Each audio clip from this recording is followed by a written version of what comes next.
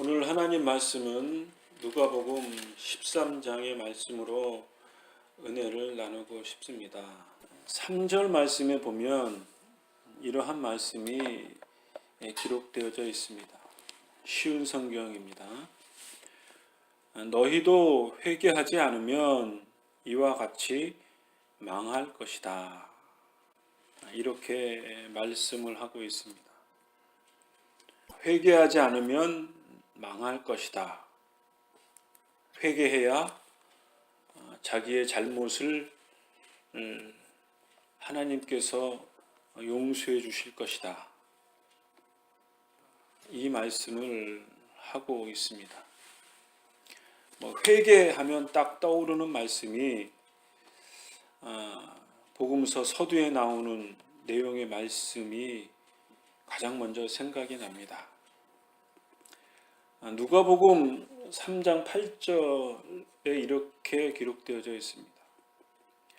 너희는 회개에 알맞은 열매를 맺어라. 회개에 알맞은 열매를 맺어라. 전의 성경에는 회개에 합당한 열매를 맺어라. 회개에 열매를 맺지 않으면 너희는 아브라함의 자손이라고 할 수 없다. 하나님이 어찌 죄악의 마음을 품고 있는 사람들을 그의 자녀로 삼겠느냐. 하나님은 돌덩어리 하나를 가지고도 아브라함의 자손으로 만들 수 있다. 너희들이 진정한 하나님의 자녀라고 생각을 하는데 그러려면 하나님 앞에 부끄러움이 없어야 된다. 너희들이 인생을 살면서 인생 속에 역사 속에 과오를 범할 수 있다. 그럴 때마다 하나님 앞에 회개의 마음을 갖고 새 마음을 갖고 나아갈 때 하나님이 너희들을 진정한 하나님의 자녀로서 여겨주실 것이다. 그리고 그 하나님 자녀로서의 열매를 맺고 살아가는 것이 너희를 향하신 하나님의 뜻이 아니겠느냐. 그렇기 때문에 회개에 합당한 열매를 맺는 삶을 살아라. 그렇지 않으면 너희는 망할 것이기 때문이다. 이렇게 우리에게 말씀을 하고 있습니다. 복음 13장의 말씀에 보면 그렇게 회개의 말씀을 한 이유가 있습니다. 13장 1절의 말씀에 보면 빌라도가 갈릴리 사람들을 많이 죽였다. 그래서 그 피가 우리가 하나님 앞에 드리는 희생제물의 피처럼 그렇게 많은 피의 흘림이 있었다. 로마 시대뿐만 아니라 지금도 사실은 유사하지요. 형태가 조금 다를 뿐이지 힘과 권력을 가지고 있는 사람들은 그것을 가지고 연약한 사람들을 풍요롭게 하고 연약한 사람들을 더 자비를 베풀고 그들의 삶을 윤택하게 살도록 하는 그런 넓은 아량의 마음을 가지고 있는 사람들은 많지 않습니다. 세상의 원리가 그런 거죠. 그래서 약한 사람들은 더 많은 궁핍한 삶을 살게 되지요. 빌라도라고 하는 이 인물 자체도 우리가 지금 누가복음 13장 중간쯤에 와 있기 때문에 예수님을 재판하는 그런 내용을 우리는 이제 성경이 하나로 되어 있으니까 알고 있지 않습니까? 빌라도가 로마의 정치수를 잘 발휘했던 인물이었고, 로마 황제한테 잘 보이려고 대단히 신경을 썼던 인물이고, 또 현실적으로 그럴 수밖에 없습니다. 이스라엘 백성들이 문제를 계속 일으키면 빌라도 총독인 자기 자신도 정치적인 위험에 빠질 수 있겠죠. 그래서 사람들을 강제적으로 때로는 실력 행사를 할 수도 있었겠습니다만, 어쨌든 누가복음 13장에는 갈릴리 사람들을 적지 않게 죽여서 당대의 사람들에게 야, 이런 일도 있었구나. 그래서 이제 약간의 소동이 날 정도로, 그리고 그것이 예수님께 말씀을 드릴 정도로 그렇게 밀란이 문제가 있었다는 거죠. 그러자 예수님께서 하시는 말씀이, 갈릴리 사람들이 이런 고난을 당한다고 했는데 갈릴리 사람들보다 더 큰 죄인이 있다고 생각하지 않느냐. 회개하지 않으면 이와 같이 다 망할 것이다. 하나님이 이스라엘 백성들을 징계하실지도 모른다. 너희들은 이 사실을 알고 회개하라. 그러니까 세례 요한이 서두에 말씀드린 바처럼 회개하라. 천국이 가까이 왔다. 그 회개의 세례를 전파했다고 복음서 서두에 말씀하고 있지 않습니까? 복음 13장에 보면 회당장이라는 인물이 등장을 합니다. 왜 이런 일이 생겼냐면 안식일이었습니다. 그러니까 유대인들이 모였겠죠. 그런데 거기에 18년 동안 병마에 시달려서 허리가 굽어서 펼 수도 없는 아주 몰골이 형편없는 여인이 안식일 회당에 찾아온 거죠. 그러자 예수님께서 여자여, 내가 병에서 해방되었다. 그리고 손을 얹은 즉시 그 여인이 똑바로 일어났다고 했습니다. 그러니까 거기에 있던 회당장이 발끈했습니다. 아니 6일 동안 평일 6일 동안 거기서 병을 고치면 되지, 왜 안식일 날 병을 고쳐서 이 안식일을 더럽게 하느냐. 회당장이 화를 냈다는 거죠. 그러니까 예수님께서 뭐라 그랬냐면, 야, 너희들도 안식일에 소와 나귀나 이런 짐승들에게 물을 먹이려고 일을 하지 않냐? 하물며 이 여인이 반평생을 고생하면서 살았던 하나님의 자녀인데, 아브라함의 딸로서 수십 년 동안 사단에 매여 있는 그 매임을 내가 하나님의 능력을 힘입어서 이 병을 온전케 했는데 이것이 기쁠 일이 아니냐? 하나님께 영광이 될 일이 아니냐? 너희들은 그 안식일을 지킨다라고 하는 그 명목으로 이 여인을 괴롭게 한 것이 더 악하지 않냐? 이렇게 말씀을 하시니 반대하던 사람들이 부끄러워했다는 거죠. 자기 자신도 다 아는 거죠. 내가 겉으로는 안식일을 다 지키는 척 했는데 한편으로는 안식일도 온전히 못 지키는 자기 자신의 모습을 발견한 거죠. 그러니까 부끄러워한 거죠.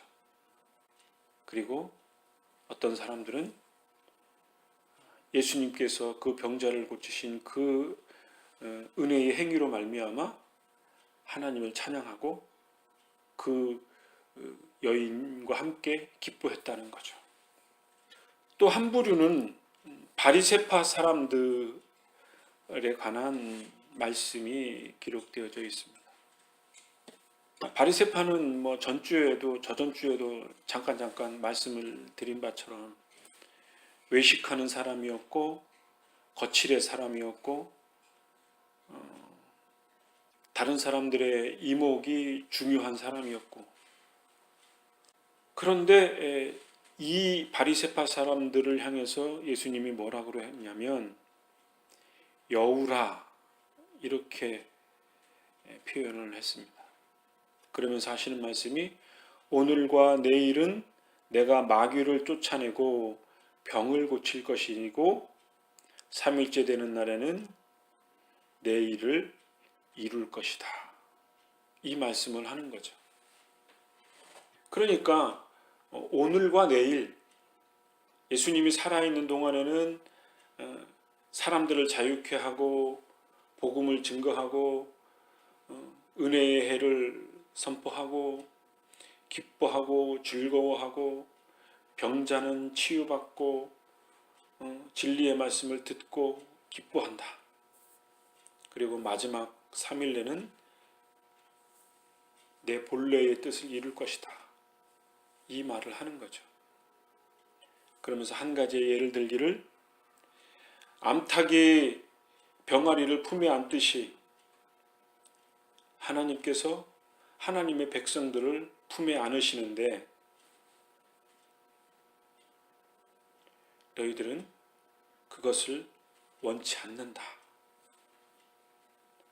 악하다 이거죠.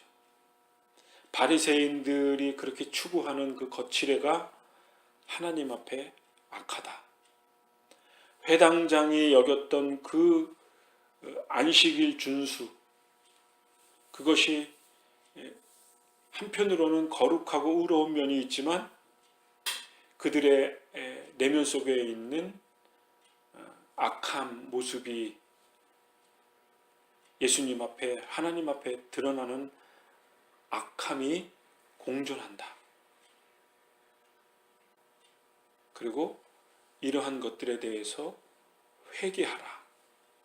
회당장과 같은 사람들, 바리새파 같은 사람들이 하나님 앞에 회개하지 않으면 망할 것이다. 그러니 회개하라. 자기 자신의 잘못을 깊이 깨우치고 그것을 반복되지 않도록 완전히 마음을 새롭게 하고 행동을 새롭게 하라. 그렇지 않고 그런 의지가 없이 옛날 과거의 구습을 쫓는다면 너희들은 망할 것이다. 하나님의 심판을 받을 것이다. 이렇게 말씀을 하고 있는 거죠. 그러면서 또 한 가지의 비유를 들고 있습니다. 어떤 마을에 주인이 있고 하인이 있었습니다. 그런데 이 하인이 어느 날 주인집을 나오게 됐어요. 그리고 이제 뭐 일을 보고 집안에 주인 집안에 들어가려고 했더니 집주인이 문을 닫아버린 거예요. 그러니까 이 하인이 문을 막 두드렸겠죠. 주인님, 제가 왔습니다. 나는 아무개고 주인님이 나에게 먹을 것과 음식과 일거리를 주지 않았습니까? 주인님이 저를 다시 한번 기억해 보십시오. 그렇게 말했더니 주인이 하는 말이 악을 행하는 자여 썩 물러가라. 이렇게 하인에게 말했다는 거죠. 그러니까 주인의 입장에서 보면 이 하인이 겉으로는 주인의 일을 잘 하는 것 같아. 그런데 주인은 한편으로는 그냥 묵묵히 봐준 거죠. 하인이 나쁜 일을 한 것도 눈 감아주고 눈 감아주고 눈 감아주다가 더 이상은 안 되겠구나. 그러면서 그 종을 내친 거죠. 그리고 집 밖에서 쫓아내고 다시는 집에 들이지 않게 되었다는 거죠. 악을 계속한 사람들에게 당면하는 최후의 모습인 거죠. 우리가 하나님의 뜻에 순종하면서 살고 우리는 하나님의 자녀입니다. 하나님의 백성입니다. 그러한 자세를 갖고 하나님과 같이 화목하게 사는 것처럼 보이죠. 그런데 이 종과 같이 우리 자신도 처할 수 있다는 거죠. 물론 이거는 구약의 역사이기도 합니다. 이스라엘의 역사이기도 하고 또 그것은 우리의 자신의 모습이기도 하죠. 하나님의 뜻을 알지만 회당장처럼 바리새인처럼 율법사처럼 그렇게 예수님의 뜻대로 세례 요한의 그 외침처럼 그렇게 순전하고 온전하게 살지 못하죠. 그것이 인간이 갖는 엄연한 한계고 구약 성경에서 그렇게 실패하는 인간의 역사인 거죠. 그럼에도 불구하고 하나님이 우리에게 요구하시는 건 뭐죠? 회개하고 하나님 앞에 더 낮아지고 하나님의 뜻에 더 충실하고 온전함으로 살아가는 것을 우리에게 요구하시는 거죠. 마치 뿌려진 겨자씨와 같이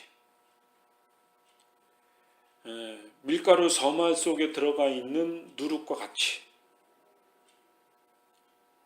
겨자씨는 너무너무 작아서 새들도 먹지 않는 씨라고 하죠. 누룩은 보이지도 않는 곰팡이 같은 거지만 그것이 밀가루 속에 들어가고 발효가 되면 온 빵을 2배, 3배 부풀게 하죠. 하나님의 나라가 그렇다는 거고 신자의 믿음이 그렇다는 거고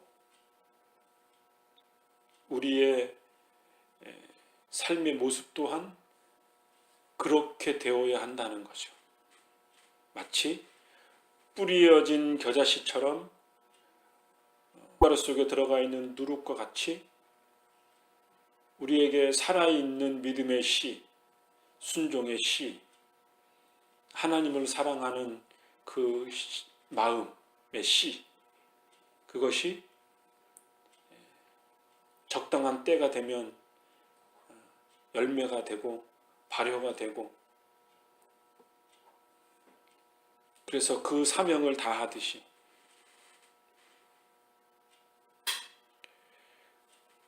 우리의 마음 영혼 깊은 곳에 있는 그 겨자씨와 누룩과 같은 그 소망의 끈이 있어야 하는 거죠. 그 가장 작은 소망의 끈이 무엇이냐면 회개하는 거예요. 내 자신이 하나님 앞에 불순종하고 이 사회가 악한 거죠. 어느 세대나 어느 민족이나 어느 지역이나 세상은 다 불합리하죠. 다 각자 자신의 위치에서 악을 극대화하죠. 이익을 창출하려고 노력을 하죠. 물론 그 중에는 선한 사람들도 있지요. 그러나 대체적으로 그렇다는 거죠. 그래서 성경에 보면 이 세대, 이 시대, 그거는 악한 세대거든요. 하나님의 뜻을 거역하는 세대거든요. 그러한 세대 속에 우리는 겨자씨와 같은, 누룩과 같은 그러한 소망의 씨가 하나님 앞에 끊임없이 회개하는 마음의 자세를 갖는 것, 하나님의 자비와 하나님의 의로움을 구하는 것, 그것이 하나님의 뜻을 따르는, 또 하나님의 은혜를 받는 필수 조건이 되는 거죠. 그것이 없이는 우리가 은혜의 삶을 살 수가 없는 거죠. 하나님은 우리의 죄와 하나님과 병합할 수 없는 것. 그렇기 때문에 우리가 하나님의 의로움 앞에 나아가는 것은 회개하는 거죠. 심각한 큰 죄를 회개하라는 게 아니고 우리의 불순종의 마음을 하나님 앞에 향하고 하나님 앞에 내어놓는 것. 그것이 예수님의 마음이죠. 허리가 굽은 여인을 향해서 안식일일지라도 사단에 매여 있는 그 악한 영으로부터 자유케 되어지는 하나님의 나라, 하나님의 의로움, 그것을 친히 본을 보이셨던 예수님의 가르침처럼 우리 안에 있는 어둠의 세력, 사탄의 마음을 예수님의 이름으로 다 물리치는, 그럴 때 주님이 주시는 참된 자유와 은혜의 삶을 우리가 살 수 있게 되는 거죠. 이러한 겨자씨와 누룩의 소망을 갖고 한 주간을 살아가는 저와 여러분들이 되어지기를, 우리의 생애가 되어지기를 간절히 소망합니다. 기도하겠습니다.